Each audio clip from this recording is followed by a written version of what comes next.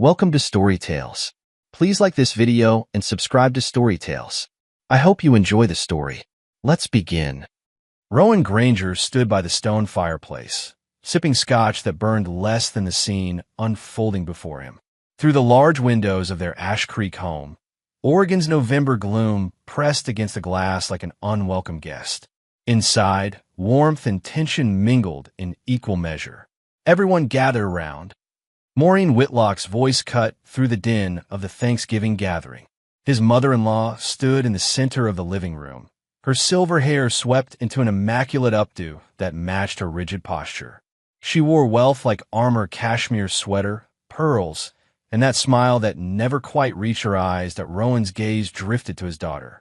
12-year-old Lila hovered at the edge of the room, her dark hair falling over one eye in that way that drove Lenora crazy, but Rowan found endearing. She wore the forest green dress they'd compromised on, more formal than Lila wanted, less fancy than his wife had insisted upon. "I have special gifts for all my grandchildren this year," Maureen announced, gesturing to the velvet pouches arranged on the coffee table. "Something to remind each of you of your place in this family." Rowan watched the cousins scramble forward, Lenora's nieces and nephews, all perfectly groomed like show ponies. Their excitement seemed to push Lila further into her corner, but Rowan saw the hope flickering in her eyes. "Madison, this bracelet has the Whitlock family crest," Maureen said, fastening a silver chain around her granddaughter's wrist. "Tyler, your grandfather's cufflinks for when you're old enough to wear them properly." One by one, Maureen distributed heirlooms and treasures, each with a story, each with meaning. Lila took a hesitant step forward when the last child had been called, her hands clasped tightly in front of her. Rowan felt his jaw tighten. He looked to his wife of 2 years, Lenora, who stood beside her mother with that practice smile, the one she used at parent-teacher conferences and neighborhood potlucks. The counselor smile, the one that said, "I'm listening, I care," when she was already formulating judgments. "Is there something for me, Grandma Maureen?" Lila's voice was small but clear. The room fell silent. Maureen's smile thinned to a line as she looked at Lila with cool assessment. "Oh dear, these are family heirlooms," she said, each word precise and cutting. "She's not really family." Tom seemed to stop. Rowan's grip tightened around his glass as he watched his daughter's expression crumble, tried to make sense of the words hanging in the air. He looked to Lenora, waiting for her to step in, to say something, anything to defend his daughter. Their daughter, as she'd promised to be when they married. Instead, Lenora shifted uncomfortably, smoothing her dress before offering a weak smile. "Mom's just being honest, Lila. These are Whitlock family treasures. You understand." Rowan saw the exact moment Lila's heart broke. It was in a slight quiver of her lower lip before she pressed them firmly together, in a way her shoulders squared, as if bracing against a physical blow. She gave a quick nod before retreating to the far side of the room. Conversations resumed around them, but Rowan remained still, the scotch forgotten in his hand. Something had shattered in that moment, and no amount of small talk or pumpkin pie could piece it back together. 3 hours later, Rowan drove home in silence, the windshield wipers keeping time with his thoughts. In the rearview mirror, he could see Lila staring out the window, her reflection ghost-like against the darkness. Lenora sat beside him, checking emails on her phone as if nothing had happened. "That was uncalled for," he finally said, his voice low but firm. Lenora sighed without looking up. "Let's not make this bigger than it is. Mom is particular about family traditions. Your mother called my daughter not family, and you agreed with her." "I didn't agree, Rowan. I explained. Same thing." She put her phone down. "No, it's not. Look, I love Lila. You know I do, but..." "But what?" The steering wheel felt small beneath his grip. "But she's not a Whitlock. Those gifts were Whitlock family heirlooms passed down for generations. Mom wasn't trying to be cruel." Rowan glanced again at Lila in the mirror. Her headphones were on now, but he knew his daughter well enough to recognize when she was pretending not to listen. "We're here," he said, pulling into their driveway. Their home was modest compared to Maureen's estate, a 2-story craftsman with a wide porch that Rowan had restored himself. Before the accident, before everything changed. Once inside, Lila disappeared upstairs without a word. I'm going to check on her, Rowan said. Lenora caught his arm. Give her space. She'll be fine. She won't be fine. She was humiliated today. Lenora's expression hardened. My mother has been through enough, Rowan. Her health isn't good, and the last thing she needs is drama. Drama? Rowan pulled his arm free. Is that what you call standing up for our family? You're overreacting, and you're not reacting enough. As he climbed the stairs, memories of his life before Lenora surfaced like debris after a storm. 6 years ago, he'd been respected throughout Ash Creek. A contractor who built homes for people, who fixed what was broken. Then came the fall from a second-story framework, the shattered leg that never quite healed right, the pain medication that dulled more than just physical agony. When his business faltered, friends disappeared like morning mist, he'd opened the woodworking shop with the last of his savings. A place for damaged things, old furniture, forgotten craftsmanship. Himself, Rowan paused outside Lila's door, listening. No sound. He knocked gently. What? Her voice was muffled. Can I come in? A beat passed. I guess. Lila sat cross-legged on her bed, sketchbook open but untouched. Her room was a haven of organized chaos, books stacked by color rather than author, posters of bands Rowan pretended to know, and everywhere, traces of her artistic talent. Sketches, small clay sculptures, a half-finished painting of Mount Hood at sunset. You okay? He asked, sitting at the edge of her bed. Fine. She didn't look up. Lila, Dad, I get it. I'm not their blood. It's whatever. No, it's not whatever. What happened today wasn't right. Lila finally met his eyes. Then why didn't you say anything? Why didn't Lenora? The question hit him like a sucker punch. Why hadn't he spoken up immediately? The answer was complicated, wrapped in financial struggles, in his gratitude for Lenora's stability after years of uncertainty, in his desire to give Lila the security he thought she deserved. When he'd met Lenora 3 years ago, she'd seemed like an answer to unspoken prayers. A school counselor with a warm smile and steady income. She'd approached him at a parent-teacher conference for Lila's class. Her interest in his woodworking had seemed genuine. Her care for Lila, authentic. The courtship had been swift dinners, weekend trips, introductions to her family. Maureen had been cold from the start, but Lenora assured him it was just her way. She'll warm up once she gets to know you, she'd said. Once she sees how happy we are. Rowan had believed her, wanted to believe her. The wedding was small but elegant, paid for by Maureen. A gesture of goodwill, Lenora had claimed. Only later did Rowan realize it was the first move in a game he hadn't known they were playing. Dad, Lila's voice pulled him back. I'm sorry, kiddo. I should have said something. She shrugged, but he saw the hurt beneath the gesture. It doesn't matter. It does. And I promise you, it won't happen again. He pulled her into a hug, feeling her thin shoulders beneath his arms, smelling the strawberry shampoo she insisted on buying with her own allowance money. Get some sleep. Tomorrow's a new day. Downstairs, Lenora was on the phone, her voice hushed. Perfectly fine, Mom. No, he's not making a scene. Yes, I know. Of course I remember what we discussed. She glanced up, saw Rowan, and quickly ended the call. Mom was just checking we got home safe. Rowan said nothing. He'd learned to read Lenora's expressions, to decipher the code of her carefully chosen words. Tonight, she wasn't even trying to hide the lie. How's Lila? Lenora set her phone down, adopting the concerned tone she used with troubled students. Hurt, confused, wondering why the woman who promised to be her stepmother stood by while she was excluded and humiliated. That's not fair. Tell me what would be fair, Lenora. Because from where I stand, nothing about today was fair to my daughter. She sighed, rubbing her temples. Look, I know Mom can be difficult, but she's set in her ways. And those heirlooms, they really are meant for Whitlock descendants. It's tradition. Tradition.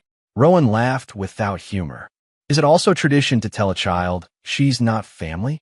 In front of everyone, you're twisting her words. I'm repeating them exactly. He turned away, unable to look at her without seeing Maureen's calculated coldness reflected back at him. I'm going to bed. Rowan, wait. But he was already climbing the stairs, the distance between them growing with each step. When Lenora came to bed an hour later, Rowan pretended to be asleep. The mattress dipped beneath her weight, but no part of her touched him as she settled under the covers. The 6 inches between them might as well have been miles that he listened to her breathing even out, waited until he was certain she was asleep, then slipped out of bed. The house creaked around him as he made his way to his office, once a small bedroom, now filled with bookshelves, drafting paper, and a desktop computer where he managed his business accounts. Rowan closed the door quietly behind him and sat at his desk. The lamp cast a warm circle of light as he opened his laptop. His fingers hovered over the keyboard for a moment before he began typing, pulling up files he'd started collecting months ago. Little things at first, discrepancies in what Lenora told him versus what actually happened, strange comment from Maureen, overheard phone conversations that he'd told himself he was being paranoid, that the accident and its aftermath had made him suspicious, had taught him to look for cracks in foundations. But today had confirmed what he'd feared. The cracks in his marriage weren't just in the foundation, they ran through the entire structure. Rowan opened a document labeled Custody Agreement and hit print. As the pages emerged, he read through the legal language once more. When Lenora had suggested updating Lila's custody arrangements, just in case something happens to you, he'd thought it was practical. Loving even. Now he saw it for what it was, the first step in a plan he was only beginning to understand. He placed the documents in a manila folder, then unlocked the bottom drawer of his desk, the one with the key he kept on his personal keyring, separate from the household keys. Inside were copies of their prenuptial agreement, financial records, and notes from conversations that had seemed odd at the time, ominous in retrospect. As he added the custody papers to the growing file, his gaze fell on the family photo on his desk. It had been taken last summer at the coast, Lila laughing as waves crashed behind her, Lenora with her arm around Rowan's waist, her smile perfect for the camera. A beautiful lie. Rowan closed the drawer and locked it, pocketing the key. There would be no confrontation tonight. No heated words, no accusations. That wasn't his way. Besides, he knew better than to show his hand too early.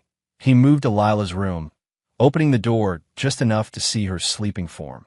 One arm flung over her head as always. Her face in sleep was peaceful, unguarded, a reminder of all he had to protect. Back in his bedroom, he slipped under the covers and stared at the ceiling, his mind clear for the first time in months.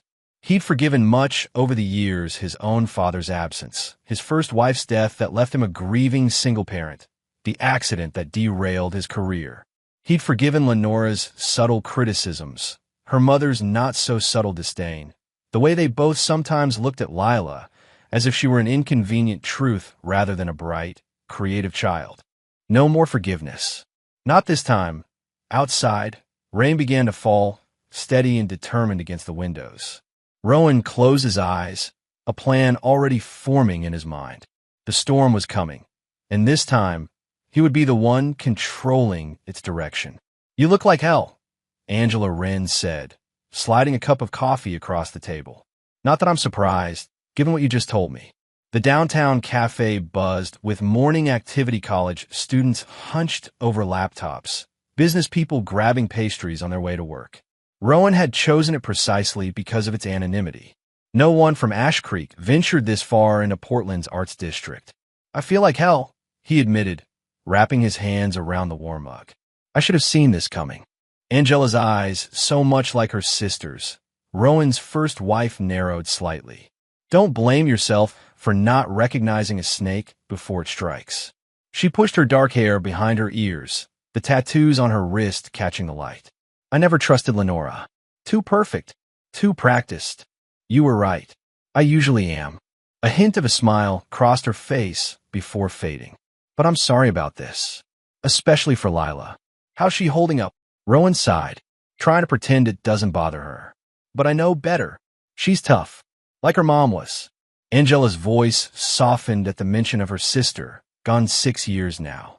Cancer had taken her quickly, leaving Rowan and 6-year-old Lila reeling in its wake. "I need a favor," Rowan said after a moment. "Lenora's been hinting that Lila should go to some sleepaway camp this summer.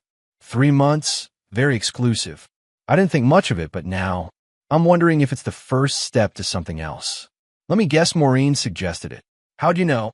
"Because that woman has been trying to control every aspect of your lives since day one." Angela took a sip of her own coffee. What's the favor?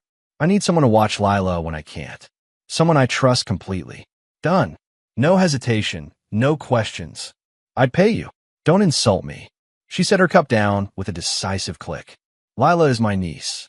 The only family I have left besides my disaster of a brother. Relief washed through him. Thank you. Don't thank me yet. What's your plan, Rowan? Because if this is as bad as I think it is, you can't just avoid conflict and hope it goes away. I'm working on it. He hesitated, then added, there's more. I overheard something last week.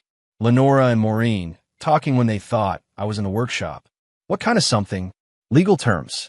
Guardianship. Inheritance. They stopped when they realized I was coming, but he shook his head. They're planning something on, and it involves Lila. Angela's expression hardened. Has it occurred to you that Lenora only married you for some twisted status game? Her last fiancé left her at the altar, right? Very public, very humiliating. Especially for someone from a family that values appearances above all else. Rowan nodded slowly. He'd heard rumors about Lenora's broken engagement, but she rarely spoke of it. You think she saw me as what? A safe option? A reliable backup? I think, Angela said carefully, that Lenora does what her mother tells her to do. Always has, from what I've heard. And if Maureen decided you were an acceptable replacement, stable, hard-working, not likely to embarrass the family, then Lenora would fall in line. The thought hit Rowan with surprising force. He believed Lenora had seen something in him, had chosen him despite their differences. The alternative that he'd been selected for his utility, his malleability, made his stomach turn. Well, he said finally, she miscalculated. That's the spirit. Angela's smile was fierce now. So, when do I start babysitting my favorite niece? How about tomorrow? I need to meet someone. After finishing their coffee, they walked to the parking lot together.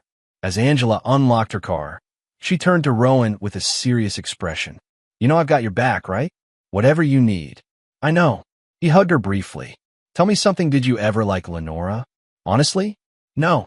She reminded me of those girls in high school who'd smile to your face while deciding where to stick the knife. Angela slid into the driver's seat. But I kept quiet because you seemed happy. Were you? Ever? Rowan considered the question. I thought I was. For a while. And now I'm seeing clearly for the first time in years. Back at home, Rowan found Lenora in the kitchen. Phone pressed to her ear. She smiled when she saw him, but didn't reach her eyes. I'll call you back, Mom, she said, ending the call. Where have you been? I thought you'd be in your workshop.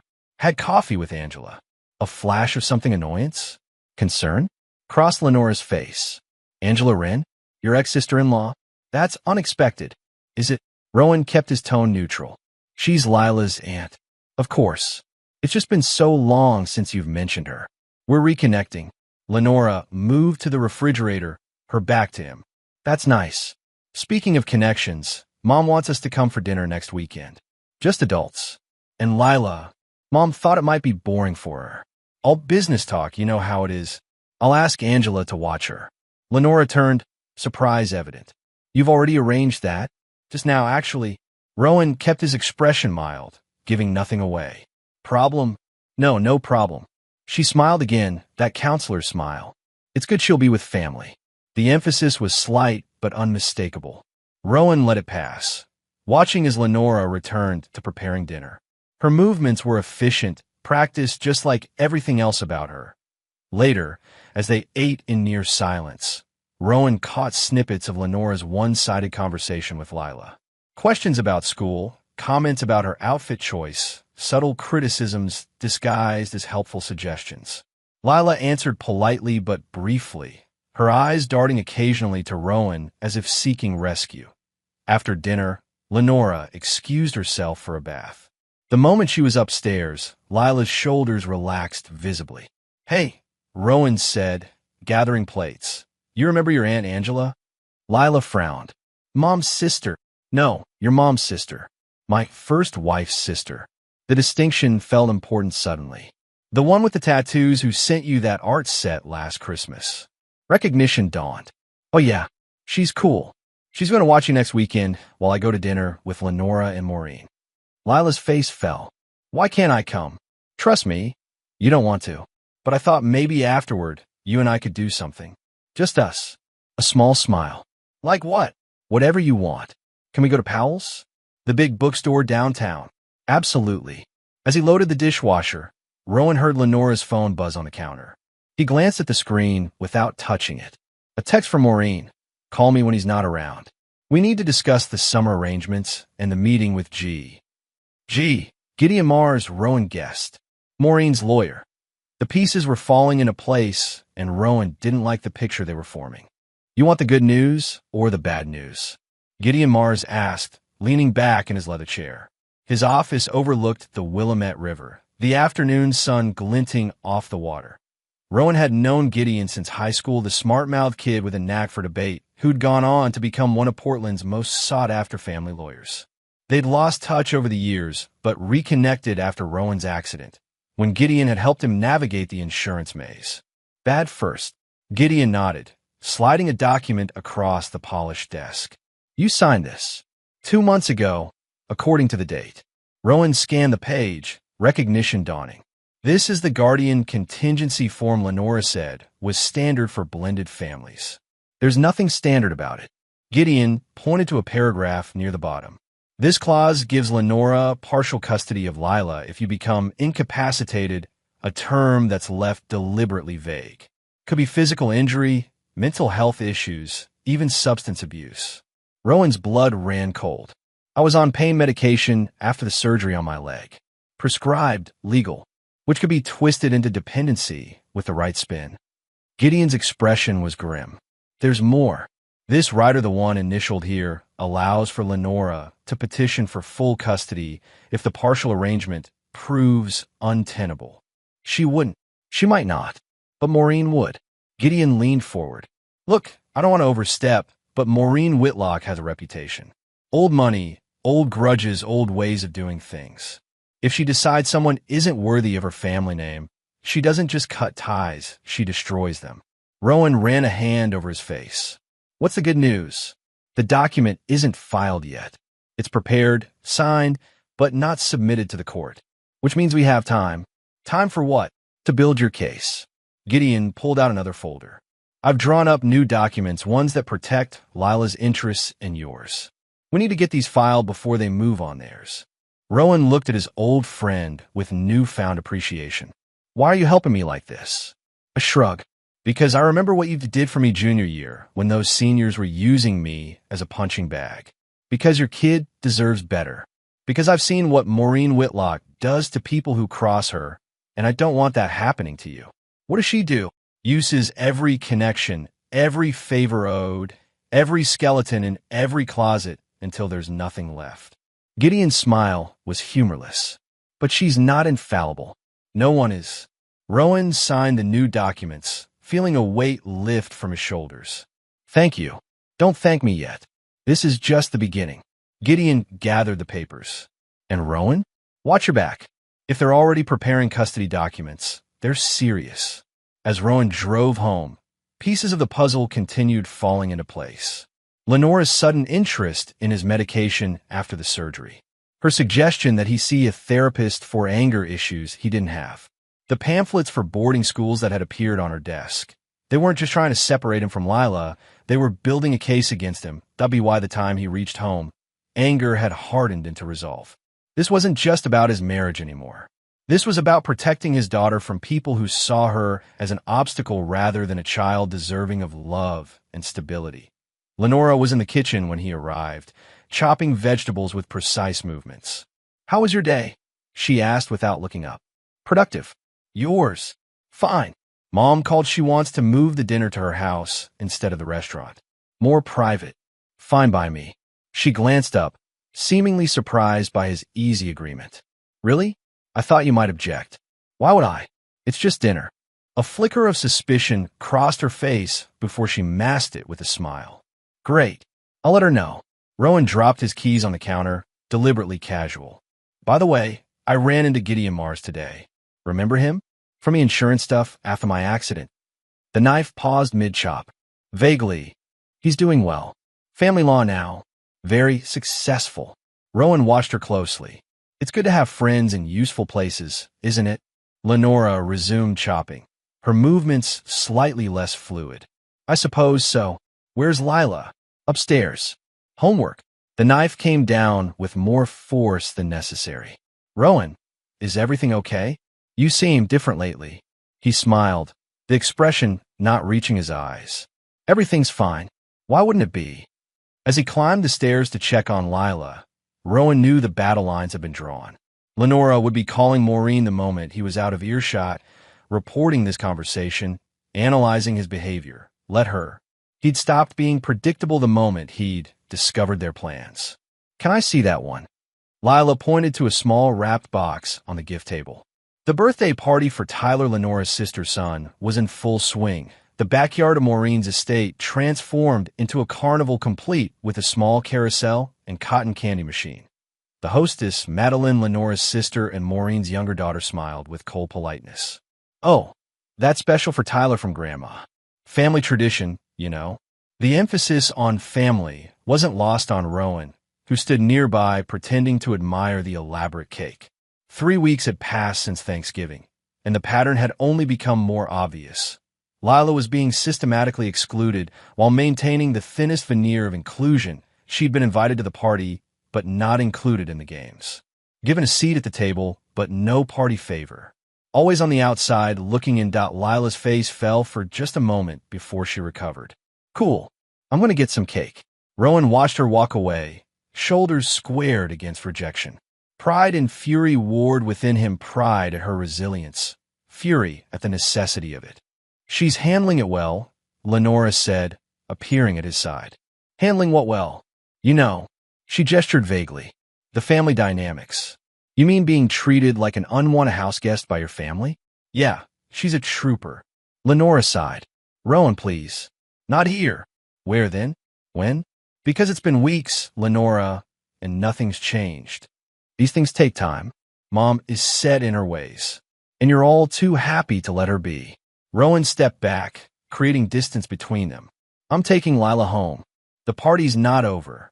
It is for us. He found Lila sitting alone at an empty table, picking at a slice of cake. Hey, kiddo. Ready to go? She looked up, relief evident. Can we? Without being rude, we can. And honestly, I don't care about being rude right now.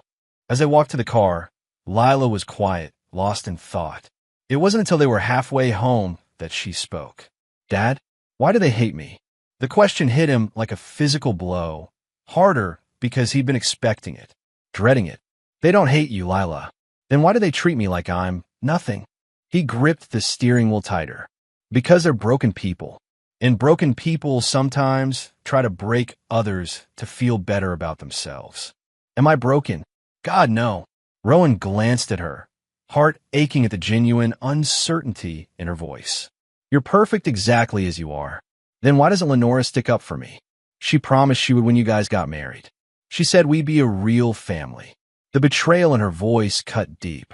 Rowan had asked himself the same question countless times over the past weeks. Sometimes people make promises they don't intend to keep. That's lying. Yes, it is. They drove in silence for several minutes before Lila spoke again. I heard you and Lenora fighting last night. About me. Rowan winced. He tried to keep their arguments private, but the walls in their home were thin. I'm sorry you heard that. Don't be. I'm glad you stood up for me. Her voice was small but certain. Nobody else does. When they arrived home, Rowan made a decision. Get changed into something comfortable. I want to show you something. 10 minutes later, they stood in his workshop behind the house. The converted garage smelled of sawdust and varnish, familiar, comforting scents that had defined much of Rowan's life. What do you think?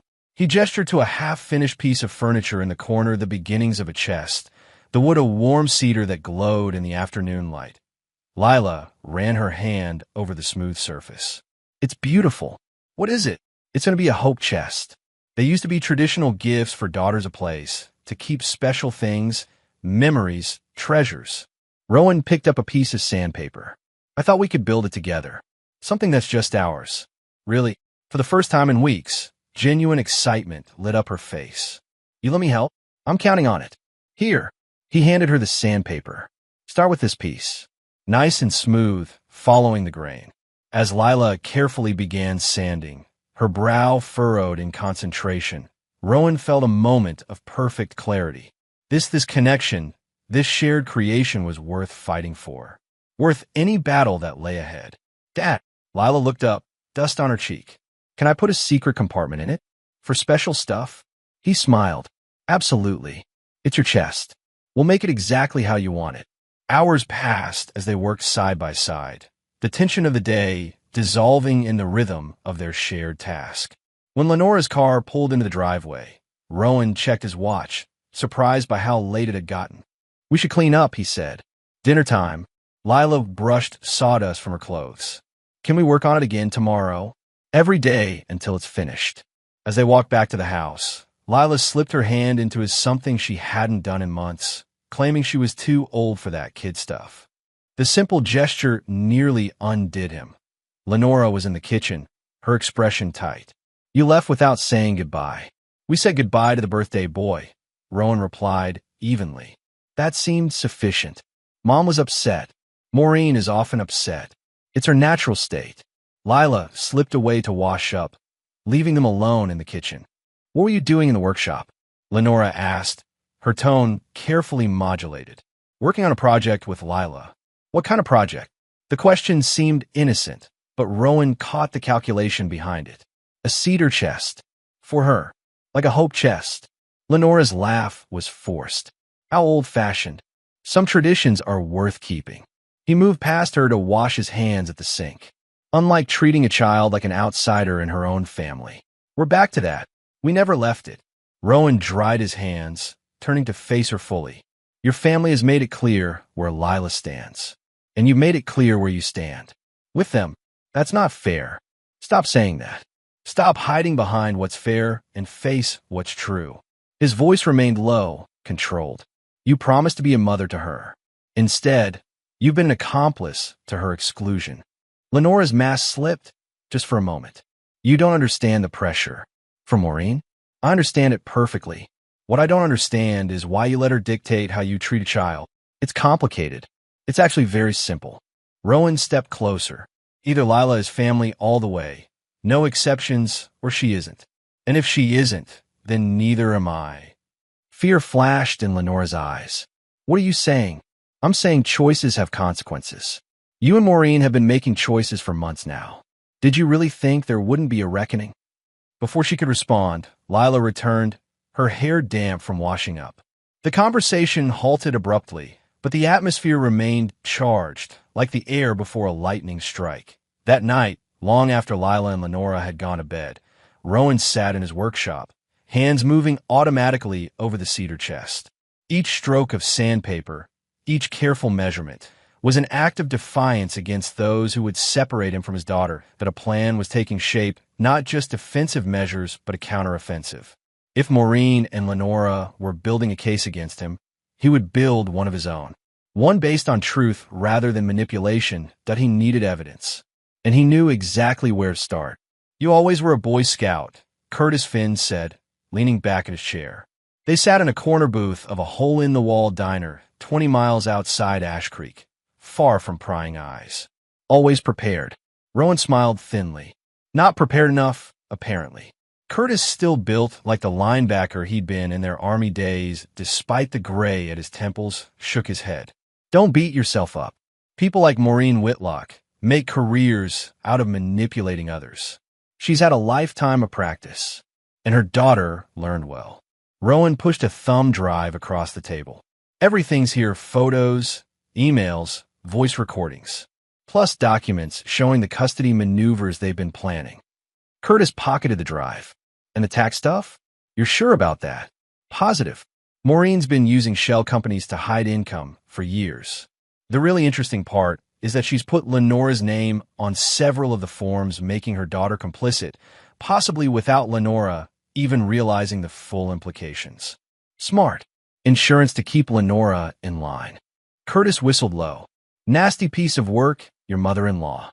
Ex-mother-in-law, if I have anything to say about it. You sure about this, Rowan? Once I start making calls, there's no going back. These people have resources, connections. Rowan didn't hesitate. I'm sure. They're trying to take my daughter. I'm not giving them a chance. Curtis studied him for a long moment. Okay, I'll make the calls. My contact at the Tribune owes me a favor, and I know people at the state tax office will be very interested in these documents. No moves yet, just prep work. I'll give the signal when it's time. Your call. Curtis signaled for the check. How's Lila handling all this? Better than she should have to. She's strong, like her old man. Curtis clapped him on the shoulder as they stood to leave. When's the Christmas party at Whitlock Manor? That's when you're planning the grand finale, right? Next Saturday. Everyone will be there, family, friends, business associates. The perfect audience. Outside, snow had begun to fall, dusting the parking lot with white. Curtis paused by his truck. You know, most men will have walked away by now. Divorced quietly, shared custody moved on. Most men aren't watching their child be systematically rejected by people who promised to love her. Rowan's breath clouded in the cold air. Besides, a quiet divorce is exactly what they want. It would solve their Lila problem halfway. I'd have her part-time. They'd have a Lenora free of complications. And you're not giving them what they want. Not this time. Rowan extended his hand. Thank you for this, Curtis. Don't thank me yet. Save that for when we're drinking to your victory. Curtis gripped his hand firmly. Just be careful. People get desperate when cornered. On the drive home, Rowan's mind raced through scenarios, contingencies, potential reactions. The plan wasn't just about revenge, though that was certainly part of it. It was about protection, about making sure Maureen and Lenora could never again threaten his daughter's security or happiness. His phone buzzed with a text from Angela. Lila and I are making cookies. She says you better hurry or we'll eat them all. A smile tugged at his lips. Angela had become a constant presence in their lives over the past weeks, stepping in whenever Rowan needed support. Lila had blossomed under her attention, revealing parts of herself that had been hidden during the years with Lenora, her quick wit, her artistic talent, her newfound interest in her mother's family history. The contrast between Angela's genuine care and Lenora's performative affection had become impossible to ignore. Even Lila had begun to see it, asking questions about her real mom that she'd avoided for years. When Rowan arrived home, the house smelled of vanilla and cinnamon. Laughter echoed from the kitchen, a sound that had become rare in recent months. There he is, Angela called as he entered. Just in time for the first batch. Lila turned from the counter, face spotted with flour. Dad, Aunt Angie's teaching me Grandma Wren's secret recipe. Is she now? Rowan hung his coat, warmth spreading through him at the domestic scene. And are you going to share these secret cookies with your old man? Maybe, if you help with the dishes after. Deal. Lenora appeared in the doorway, her expression unreadable as she took in the scene. I didn't realize we were having company for dinner. Angela's not staying, Rowan said smoothly. Just helping with cookies. I can see that. Lenora's smile was tight. How domestic. Angela wiped her hands on a towel, her own smile deliberately bright. Lenora, good to see you. Lila's a natural baker, must get it from her mother's side. The reference to Rowan's first wife was deliberate, and Lenora's slight flinch confirmed she'd caught it. I'll let you all continue, Lenora said stiffly. I have calls to make. After she left, Angela rolled her eyes. Subtle as a brick, that one. Aunt Angie, Lila whispered. You don't have to whisper. Lenora always puts on noise-canceling headphones when she makes her important calls. Rowan and Angela exchanged glances over Lila's head. Good to know, kiddo, Angela said. Now, let's get these cookies in the oven. Later, after Angela had left and Lila was upstairs working on homework, Rowan found Lenora in her study, laptop open before her. Angela seems to be around a lot lately, she said without looking up. She's good with Lila. Rowan leaned against the doorframe. And Lila needs that right now. What's that supposed to mean? It means she needs people who make her feel valued. Included. Love. Lenora closed her laptop with deliberate calm. And I don't do that, do you? Rowan pushed away from the door. Because from where I stand, you've been complicit in every slight, every exclusion, every moment that's made her feel less than. That's not true. It is true. And the worst part, you know it. He turned to leave, then paused. The Christmas party at your mother's, I've decided we're bringing Angela. What? Mom would never. I'm not asking permission. I'm telling you what's going to happen. As he walked away, Rowan heard what he'd been waiting for. The sound of Lenora picking up her phone, dialing her mother. Everything was proceeding exactly as planned. The chessboard was set. The pieces were in motion. And in less than a week, he would deliver a checkmate neither Lenora nor Maureen would see coming. Snow fell in thick, lazy flakes as Rowan pulled up to Maureen's estate. The grand Victorian mansion was ablaze with lights, wreaths adorning every window, a 20-foot spruce glittering in the front yard. Picture perfect, like everything associated with Maureen Whitlock. Wow, Angela whistled from the passenger seat. Subtle. Lila peered through the window from the back seat. Grandma Maureen has the biggest Christmas tree in Ash Creek. She wins the contest every year. Of course she does, Angela muttered. Rowan checked his watch. 6 o'clock exactly, neither early enough to seem eager nor late enough to cause offense. Timing was everything tonight. Everyone ready? He asked, meeting Lila's eyes in the rearview mirror. She nodded, a mix of excitement and apprehension on her face. They discussed what might happen tonight, prepared her as much as possible without revealing the full scope of his plan. Remember, he said gently, no matter what happens in there, we're leaving together. You and me. Always. And me, Angela added with a wink. The awesome Ant package deal. Lila's smile strengthened. Let's do this. Inside, the party was in full swing. The foyer opened into a grand living room where at least 50 guests mingled, champagne flutes in hand. A string quartet played in one corner, nearly drowned out by conversation and laughter. Rowan. Lenora appeared at his side, her smile fixed, her green dress matching the decor perfectly. You're on time. And you brought Angela. As discussed. As promised. He corrected mildly. Angela gave a cheerful wave. Love what you've done with the place, Lenora. Very. Pottery Barn catalog. Lenora's smile tightened. Mother is by the fireplace. She's expecting us. I bet she is. Rowan placed a protective hand on Lila's shoulder. Lead the way. They wove through the crowd, Rowan nodding to familiar faces, neighbors, Lenora's colleagues, Maureen's business associates. He spotted Gideon Mars near the bar, who raised his glass slightly in acknowledgement. Everything was in place. Maureen Whitlock held court near the massive stone fireplace, resplendent in red velvet that emphasized her still striking figure. At 70, she remained formidable, silver hair expertly coiffed, posture regal, her smile calculating as she surveyed her domain. That smile faltered when she spotted Angela. Lenora, darling, Maureen said, kissing her daughter's cheek while her eyes remained fixed on the newcomers. Rowan. And Lila, of course. How festive you look. Lila wore a dress she and Angela had chosen together, deep blue with silver stars, complemented by the silver pendant that had belonged to her mother. She stood straighter under Maureen's critical gaze. Thank you, Mrs. Whitlock, she said politely. Merry Christmas. And this must be a friend? Maureen's gaze swept over Angela, taking in her tattoos and the deliberately casual black jumpsuit that stood out among the cocktail dresses. Angela Wren, Rowan supplied. Lila's aunt. My first wife's sister. How unexpected. Maureen's mouth pursed as if she'd tasted something sour. Well, there's food in the dining room, drinks at the bar. Make yourselves at home. The dismissal was clear. As Maureen turned away to greet other guests, Lenora shot Rowan a nervous glance before following her mother. Charming, Angela said under her breath. Real Christmas spirit there.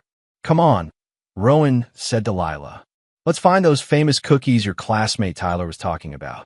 They spent the next hour navigating the party, accepting compliments on Lila's dress, making small talk with neighbors, carefully avoiding direct confrontation with Maureen or Lenora. Rowan noted with satisfaction that Curtis had arrived and was deep in conversation with a woman he recognized as a reporter from the Portland Tribune. A tea at o'clock. Maureen tapped a spoon against her champagne glass, drawing the room's attention. Friends, family, honored guests, she began, her voice carrying effortlessly. Thank you for joining our annual Christmas celebration. As is tradition, we have special gifts for the family to open before the main exchange. Servants appeared with elegantly wrapped packages, distributing them to Maureen's children, grandchildren, and extended family members. Once again, Lila stood empty-handed, though this time she showed no surprise or disappointment, only resignation. Angela squeezed her shoulder. "They're lost, kiddo." Rowan checked his watch again. It was time. "Mrs. Whitlock," he said, his voice carrying across the sudden lull in conversation. "I believe I have something for you as well." All eyes turned to him as he moved forward, reaching into his jacket to withdraw a small, perfectly wrapped box. Red paper, gold ribbon matching the party's theme exactly. Surprise flickered across Maureen's face, quickly replaced by suspicion. "How thoughtful." "It's the least I could do," Rowan replied, his tone pleasant. "After all, family is about sharing, isn't it?" Maureen accepted the package with reluctant hands. "Indeed. Please," Rowan gestured. "Open it now. I insist." A murmur ran through the crowd. This wasn't part of the scripted celebration Maureen orchestrated each year. With precise movements, she untied the ribbon and removed the paper, revealing a slim black binder. Her brow furrowed in confusion as she opened it. Rowan watched her expression change as she registered what she was seeing, color draining from her face, eyes widening in shock, then narrowing in fury. "What is this?" she hissed, soft enough that only those closest could hear. "This," Rowan said clearly, "is a collection I've been working on. Photos, signatures, financial documents. Quite an interesting read." Maureen snapped the binder shut. "This is hardly the time or place." "I disagree." Rowan turned to address the room at large. "In fact, I think everyone here might be interested to know that the Whitlock Charitable Foundation is currently under investigation by the IRS. Tax evasion, primarily. Shell companies. Fraudulent deductions. Very thorough work, actually." A shocked silence fell over the room. Lenora pushed forward, face pale. "Rowan, stop this. Right now." "What?" He met her gaze steadily. "Isn't honesty important? Isn't that what your mother always says?" "She's just being honest, right?" Maureen's voice was ice. "You have no idea what you're talking about." "Actually, I do. That's the beauty of documentation." Rowan gestured to the binder. "Every form, every transaction, every shell company from the past 7 years, including those with Lenora's signature on them." Lenora gasped. "What? I never signed." "Oh, but you did." Rowan's smile was without warmth. "Your mother made sure of it. Insurance, I suppose. If she goes down, so do you." Maureen's composure cracked. "How dare you come into my home and make these accusations?" "They're not accusations if they're true." Curtis stepped forward, the reporter beside him. "And copies of those documents are already with the State Tax Office and the Tribune. Ms. Rivera here has been working on quite the expose, haven't you?" The reporter nodded, her expression professionally neutral. "We're publishing tomorrow." "No comment at this time, Mrs. Whitlock." Chaos erupted. Guests began whispering, some edging toward the door. Lenora grabbed Rowan's arm, nails digging through his suit jacket. "What have you done?" she demanded, voice breaking. "Do you have any idea?" "I know exactly what I've done." Rowan removed her hand. "I've protected my daughter from people who see her as a problem to be solved rather than a child to be loved. This isn't about Lila. It's always been about Lila." Rowan stepped back. "From a moment your mother decided she wasn't really family, this became inevitable." Angela appeared at his side, Lila close behind her. "I think it's time we left. This party's about to get really uncomfortable." Maureen's voice cut through the growing tumult. "This isn't over, Rowan." "You're right." He looked at her directly, without fear. "It's just beginning." As they moved toward the door, Lenora followed, her composure shattered. "Rowan, please. We can talk about this. Work something out." He paused, turning to face her one last time. "There's nothing to work out. You made your choice, Lenora. You chose your mother over your family, over Lila, and now you'll both face the consequences. You can't do this to us. I didn't do this to you. You did it to yourselves." He placed his arm protectively around Lila's shoulders. "Goodbye, Lenora." As they stepped out into the snowy night, Lila looked up at him with wide eyes. "Dad, is it really over?" "Not quite," he said softly, "but we're getting there." The drive home was silent, each person lost in their own thoughts. Snow continued to fall, transforming the world into something clean and new, a fitting metaphor Rowan thought, for what tonight had set in motion. "You okay, kiddo?" Angela asked Lila, who sat huddled in the back seat. "I think so." She frowned slightly. "I didn't know Lenora signed bad papers." "Neither did she, probably," Rowan said. "Maureen has ways of hiding things in plain sight. Like she hid how she felt about me." The question hung in the air, simple but devastating in its clarity.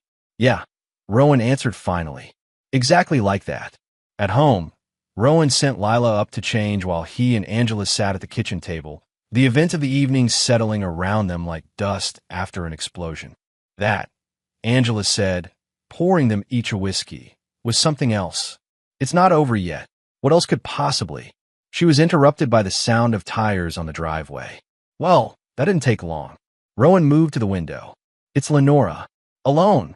Want me to stay?" "No. Take Lila upstairs. Use the back stairs. I don't want her to see this." Angela nodded, understanding. "Be careful." The moment she disappeared, the front door burst open. Lenora stood in the entryway, snow melting in her hair, makeup smeared from what appeared to be tears. "How could you?" she demanded, voice ragged. "In front of everyone. Our friends, my family." "Our friends," Rowan repeated calmly. "Your family?" Interesting choice of words. "This will destroy us. Do you understand that? Mom's foundation, her reputation. I don't care about Maureen's reputation. I care about my daughter. This isn't about Lila." "Say that again." Rowan's voice hardened. "Say it one more time, that this isn't about Lila, and I'll play you the recordings right now." Lenora froze. "What recordings?" "The ones where you and your mother discuss sending Lila to boarding school in Switzerland. The ones where Maureen suggests that my accident-prone history might warrant a custody review. The ones where you agree that Lila is a complication that needs to be managed." All color drained from Lenora's face. "You've been spying on us?" "I've been protecting my daughter." Rowan leaned against the counter, deceptively casual. "Did you really think I wouldn't notice? The whispered conversations, the legal documents, the way you both look at her like she's an inconvenience. That's not." "Stop lying." His voice remained level, controlled. "It's over, Lenora. The pretending, the manipulation, all of it." Her expression shifted from shock to calculation. "You can't prove any of this. It's your word against ours. Mom has connections, lawyers." Actually, a new voice said, "He can prove quite a bit." They both turned to see Angela at the foot of the stairs, phone in hand. "I've got the recording right here. The one from Thanksgiving night, when you and Mommy Dearest were in the study discussing how convenient it would be if Lila were somewhere more appropriate for her development." Lenora paled further. "You had no right." "I had every right," Angela countered. "She's my niece, my blood, and unlike some people, I take that seriously." Rowan nodded to Angela, who pressed play on her phone. Maureen's voice filled the room. "Once the custody arrangement is finalized, we can revisit the boarding school option. Lou Rosie has an excellent program far from here, very exclusive." Lenora's recorded voice responded. "But what about Rowan? He'd never agree. That's why we need the medical evaluation first, dear. His accident, the pain medication, the mood swings you've documented, it all builds a compelling case for limited visitation at most. And Lila would adjust eventually. Children are resilient. She'll thank you later, when she has the Whitlock name and connections without all this complication."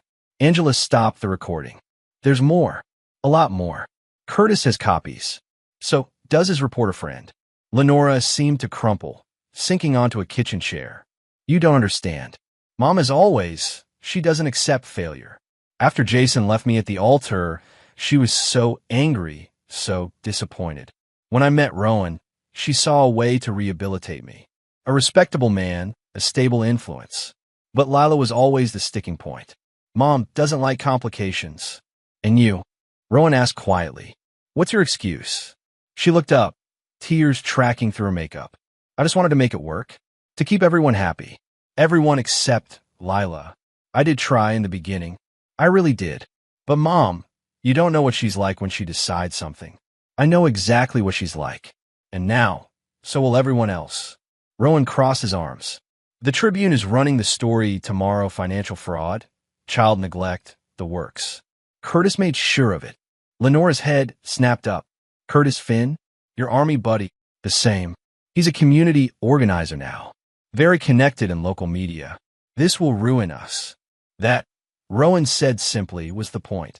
She stared at him, realization dawning. You planned all of this. From the beginning. Not from the beginning, but from the moment I realized what you and your mother were doing? Yes. Every step. I want to talk to Lila. No. Rowan, please. I need to explain. There's nothing to explain. Not to her, not tonight. He moved to the door, opening it pointedly.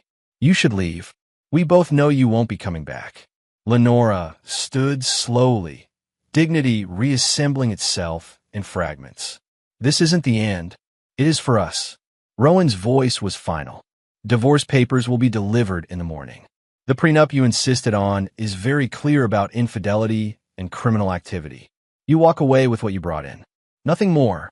You can't prove infidelity. Angela laughed, sharp and short. Want to bet? Those business trips with Jason, your ex-fiancé? Not as discreet as you thought.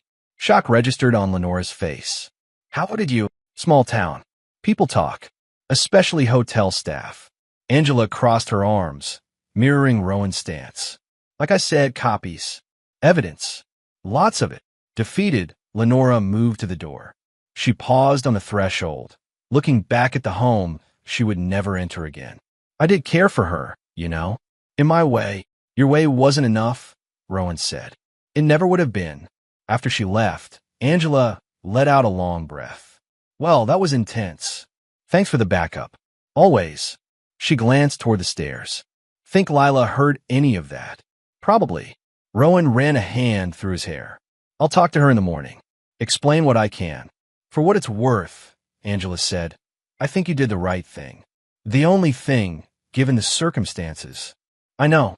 Rowan moved to the window, watching Lenora's car disappear down the street. I just wish it hadn't come to this. 3 months passed. Winter gave way to spring, bringing new growth to replace what had been lost. The divorce was finalized with surprising speed. Gideon's efficiency, combined with the overwhelming evidence Rowan had compiled, left little room for negotiation. The prenuptial agreement Lenora had insisted upon, designed to protect her assets if she married down, had become the instrument of her financial undoing. Maureen's empire crumbled more slowly, but no less completely.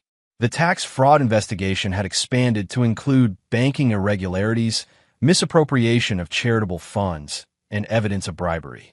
Her estate was frozen, then seized to cover legal fees and mounting penalties. Rowan watched it all from a distance, taking no pleasure in their downfall beyond the security it provided for Lila. The battle had never been about revenge, only protection. And on a bright April afternoon, Rowan stood in his workshop, applying a final coat of varnish to the completed cedar chest. Sunlight streamed through the windows, catching in the rich grain of the wood, highlighting the intricate carvings Lila had designed herself: stars and moons, forests and mountains, symbols of strength and growth. It's beautiful, Angela said from the doorway. You two did an amazing job. Mostly Lila. Rowan stepped back to admire their work. She has an eye for detail I never had. Wonder where she gets that from. Angela's smile was knowing. Is she ready for the big reveal? Almost. She's picking which memories to include.